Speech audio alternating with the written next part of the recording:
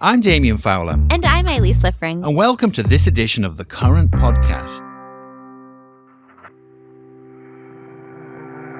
This week, we're delighted to talk with Toby Espinosa, the VP of DoorDash Ads. And Toby is responsible for connecting brands, local and national, to the more than 37 million customers who place orders on DoorDash marketplaces each month. At this point, DoorDash is a household name, no pun intended.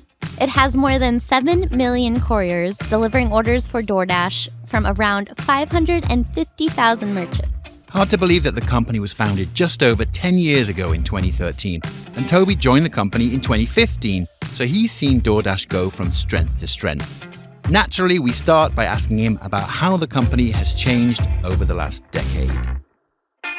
So Toby, DoorDash celebrated its 10th anniversary last year, and I remember when you guys launched, I would just say, because I was like a hungry college student at the time, and it was like perfect timing to get anything delivered to my dorm room. And where were you? In San Francisco. In San Francisco? No way. Yep. Oh, awesome. It was very like, cool. Yeah, it was like I was in the right place at the right time, Our for sure. Our fifth market. Wonderful. Yes. And so how would you say has the company evolved from a food delivery platform to the platform it is today? When I joined the company, we were in 4-5 metros, and we were completely focused on one product in 4 or 5 markets. And back in 2015, when I joined, the food delivery market, as you remember, Seamless reigned supreme in New York. Grubhub was in Chicago.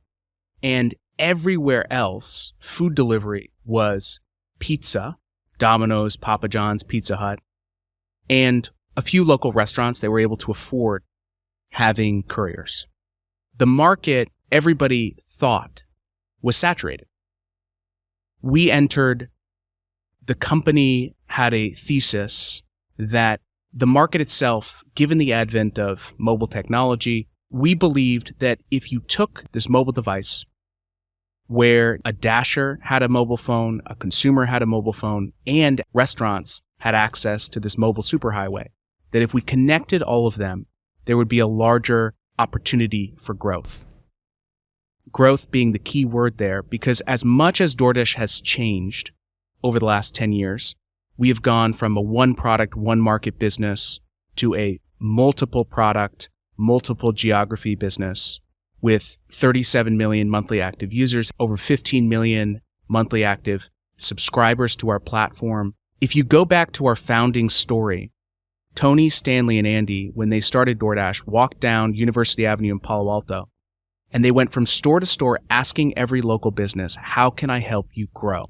That was the founding question. It wasn't, can I build a logistics network? It wasn't, can I build an ad business? It was, hey, how can I help you grow? And the opportunity they found was, let's do a restaurant-oriented delivery network for everybody across suburban markets.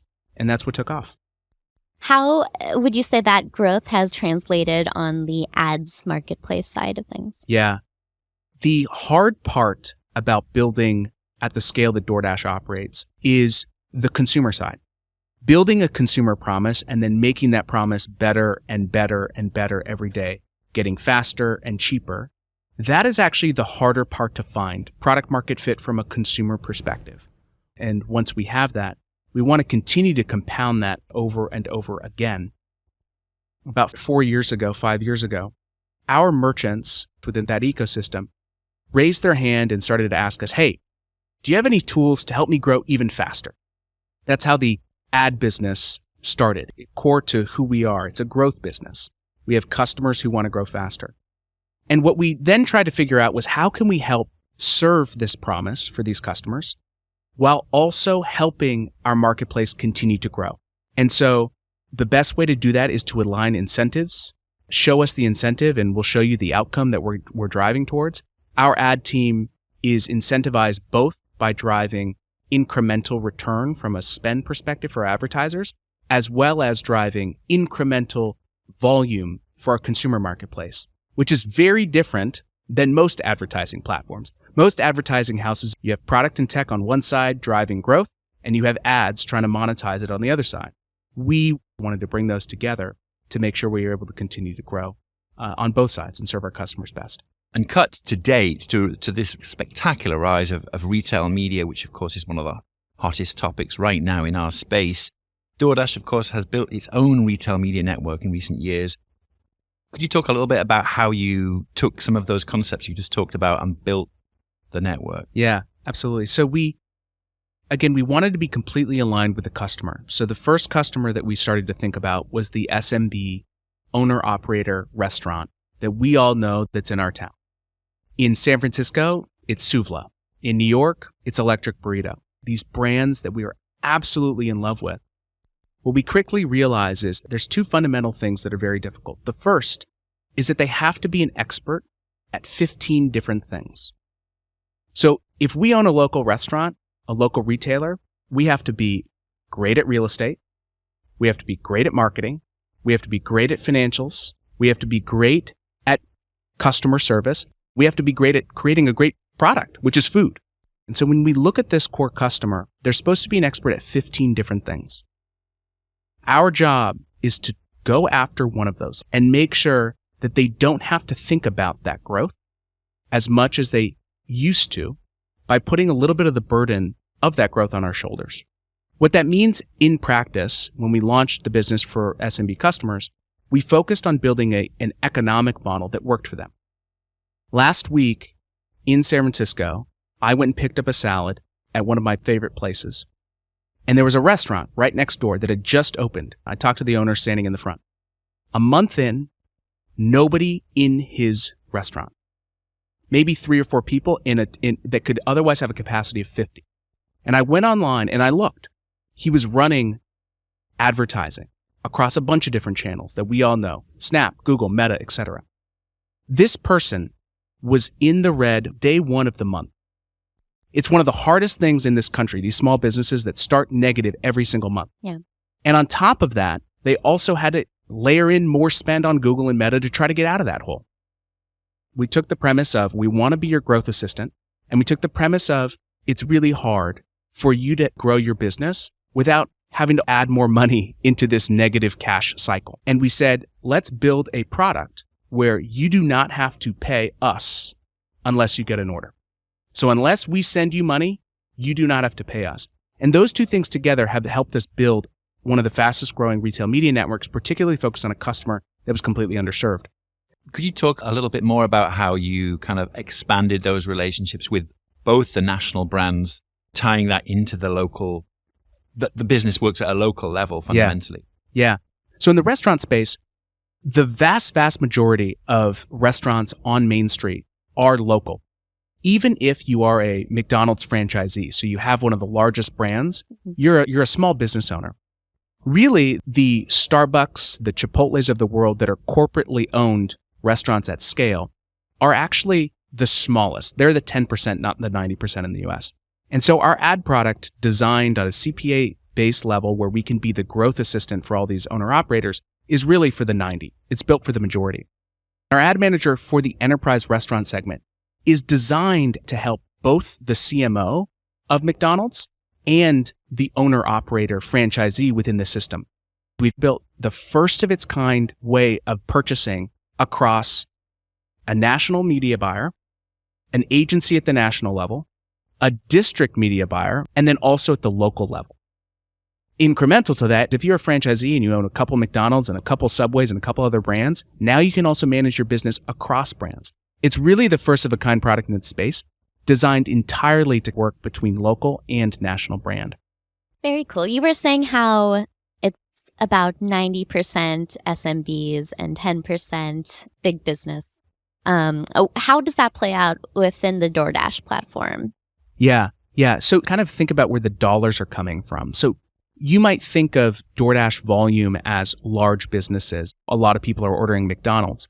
But the reality is the buyer of media could be a local franchisee. So the brand is national, but the spend is still local. As you know, also on the CPG side, large brands like Pepsi and Coca-Cola and P&G, those are large, national, entrenched brands. Those are timeless brands that have been around. And so the question there is, how do we build products that are timely to help the timeless?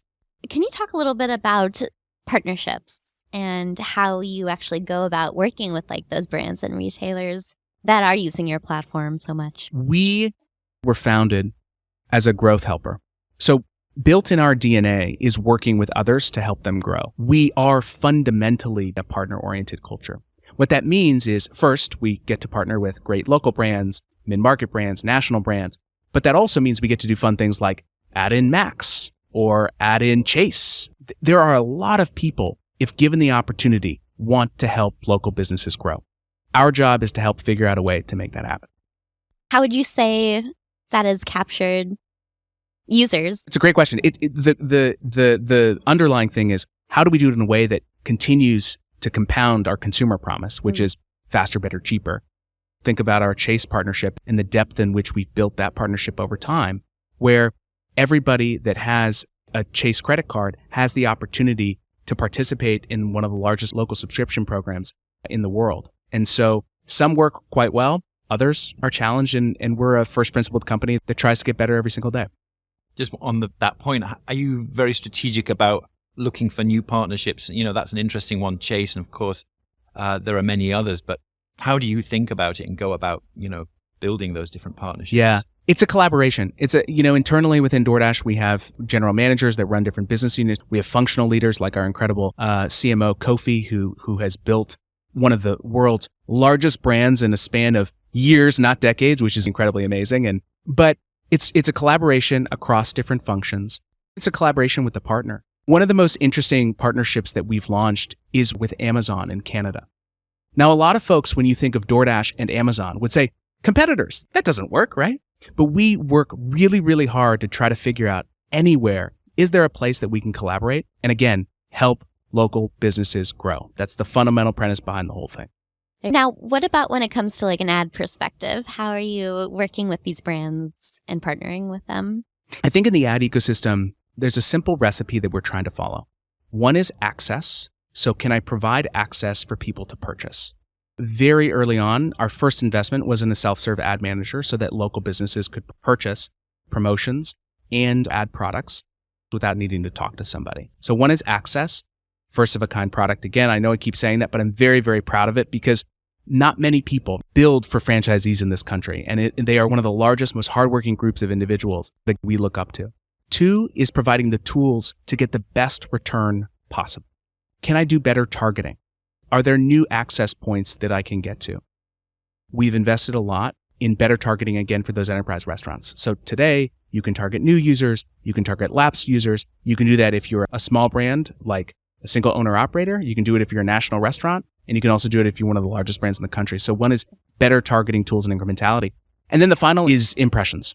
So DoorDash, again, we are humbly one of the favorite and largest marketplaces in the country. But we very well know there are other people that are hungry on a daily basis who are not eyes on DoorDash. And so can we provide the ability for brands to reach those people using our data? And that was one of the announcements we made last week as well. One of the things I feel like DoorDash is almost known for in the advertising marketing space is it aligns itself to big occasions throughout the year. I know we saw DoorDash for the Super Bowl, Mother's Day. Can you talk about how you plan for such occasions? And maybe what's your favorite one to work at on and be present? We love occasions because we learned from our core customers, both the consumer and merchants, that these occasions are important to them. So if you think of Super Bowl, imagine you are a local owner-operator of a wing restaurant in Tulsa. Super Bowl is your Super Bowl. Right? It is the biggest day of the year. We wanted to follow our customers into that moment. Mother's Day, huge moment, both for folks where it's a special day to remember somebody, or for folks that are trying to be a mother for the first time, right? So you have this opportunity to reach consumers. From an advertising perspective, you have an advertiser who's excited to follow you into that occasion. And what we try to do with these three-way partnerships, we've done them with Wendy's, we've done them with Roku, we've done them with many others, trying to find three-way alignment of incentives to drive local growth for our customers. I know for a fact that one of the best gifts my family ever got was after our first son was born, and somebody bought us a DoorDash card, which was so helpful to be able to have food delivered, when you're at home with this tiny little baby. Totally. Showing up at those occasions, but also ongoing brand campaigns. How does that proximity enable you to extend into new categories. Our Super Bowl commercial is a great example of this past year. The words were "a door to more." We are in the earliest innings of our consumers really understanding that you could actually get a pair of sneakers delivered to you on DoorDash when you need a new pair, like I did this weekend, in order to go for a run. And being able to jump on these large consumer moments, our 37 million monthly active users start to understand that really DoorDash is here as an assistant in your life across all of these categories and verticals whenever you need us. We aren't just Thai food. We're also the ability to get something when you're feeling sick. Yeah, that's expanding the whole concept of DoorDash. And speaking of expanding the concept, you've also cultivated good partnerships with streaming partners. And you mentioned Max a little bit earlier. Why is it that streaming and delivery seem to kind of work in synchrony? I think it goes back to the moment. There's a very happy moment in my household when we finish work. We get a little ring on our door, and there's a package outside, and it's filled with 2 burritos. And we get to turn on Max and watch industry. There's a sliver of moment in time where we're just feeling absolute happiness and joy. Now, that is a moment that a lot of consumers around the world feel. We're trying to give everybody a little bit of time back. Again, this concept of putting the weight of other things on our shoulders as a company to help people, to help local economies grow. That is what we are trying to do at Dash. And so aligning ourselves in this moment of peace, of this moment of just absolute happiness with a streaming service, is a very nice moment to be right next to these brands from a consumer perspective. You paint a nice little picture there. Really, yeah. I never thought about DoorDash as a way to home. get time back, but of course, it does offer There's that. too many things to worry about outside of that. Yeah. We're going to ask the inevitable question about AI and how obviously DoorDash must be integrated with AI technology, but how do you think about it as we look ahead? We are riding on the backs of one of the largest technological revolutions of our time, the internet, and then the internet plus mobile. And so we want to continue to be students about how this next revolution will change our merchants, consumers, and Dashers' lives. We are trying to learn as fast as possible. I think what's very exciting, if you take a step back and you put on the mindset or the shoes of, we are trying to be an assistant for all of our customers across a bunch of different ways. Dasher, helping them make more money, consumers saving time, and merchants making more. If you put yourselves in all those shoes, AI as a technology will only help accelerate our mission of doing that and then unlocking growth for local. I think we're going to see one of the largest increases in growth that we desperately, desperately need. Our favorite coffee shop, Thai food place, and place to go pick up your meds when you're a little sick. And so it's a pretty cool future. We're very excited for it. Are there any innovations that you're thinking about into 2025 that can help with this growth mindset that you've been talking about? Yeah. We've done a great job of the access point, which is opening up an ad manager, opening up a self-serve sponsored listing. We've done a great job at that. We've done an okay job at the second two, which is once you open up a lot of this inventory and help find ways to grow, it gets complex. I think we've added incremental complexity to our customers' lives for most of our customers. And so our team is extremely excited to continue to take more of the complexity out of our customers' lives as we layer in more complexity on the product and engineering platform that we've built internally. And that is a very hard problem to solve, but I have one of the best teams to help us go solve that, and we're very excited to take it on. And that's it for this edition of The Current Podcast. We'll be back next week, so stay tuned. The Current Podcast theme is by Love and Caliber. The Current team includes Kat Vesey and Sydney Cairns. And remember, the brand is national, but the spend is still local. I'm Damien. And I'm Elise. And we'll see you next time. And if you like what you hear, please subscribe and leave us a review. Also, tune into our other podcast, The Current Report.